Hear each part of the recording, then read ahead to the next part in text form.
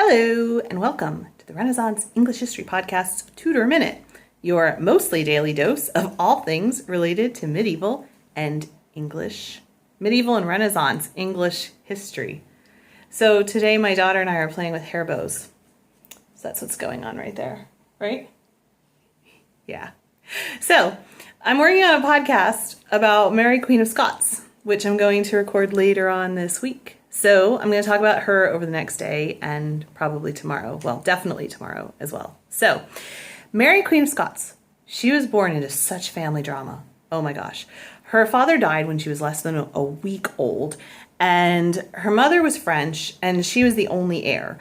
And so before she was a year old, she was crowned Queen of Scots, and she was involved in this bitter series of negotiations. She was like learning how to walk and talk, and meanwhile there's like wars being fought over her marriage. So her mother, being French, wanted a French marriage.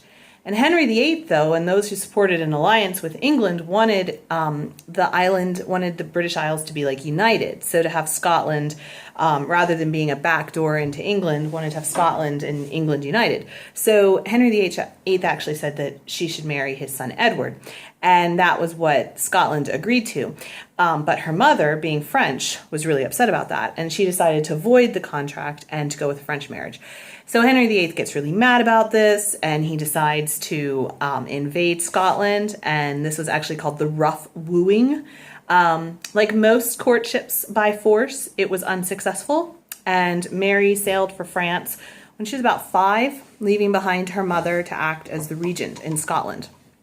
So she was brought up at the French court, and the French king adored her. She was raised with the other royal children, and Hannah's just looking. She's raised with the other royal children and her future husband, whom she married after about 10 years. And sadly, the Dauphin Francis, he had always been sickly, and he died after he and Mary had been married less than 2 years. And also his father had died. So he'd been king for about a year, less than a year, and then he died. Mary's mother-in-law, Catherine de' Medici, she was not an ally of Mary's, and she wanted to act as regent, as queen mother, and so Mary sailed home to Scotland. Scotland was Protestant, and Mary was Catholic, was Roman Catholic, and she accepted the national religion without argument, though she still heard Mass on her own. And she also equally promoted Catholics and Protestants. And she may have actually been a really excellent queen. She seemed to be on track to be a really great, fair, excellent queen if things just hadn't gone so sour for her. And the whole thing came because she was the great-granddaughter of Henry VII. She was the great niece of Henry VIII through his sister, Margaret, who married into Scotland. And so the thing is, it all stems from the fact that Queen Elizabeth was born to Anne Boleyn when Henry VIII's first wife, Catherine of Aragon, was still alive. Yeah, just give mommy a second. So Catherine of Aragon's still alive. Henry VIII marries Anne Boleyn and has Queen Elizabeth. She wasn't queen then, she was princess. But to the Catholics, Queen Elizabeth isn't legitimate. She was born out of bigamy. It's not a legitimate birth. And so when Mary Tudor dies and Elizabeth becomes queen, the Catholic world does not see Elizabeth as legitimate, does not see her as queen. They see Mary, Queen of Scots, who is conveniently Catholic, as the closest living heir and the one who should inherit the English throne. So from the time she was very, very small, people said to Mary, you need to be ready to assume the queenship, to assume the monarchy of England, because you're the closest. And Elizabeth was not legitimate. Take that out of your mouth. And so, right.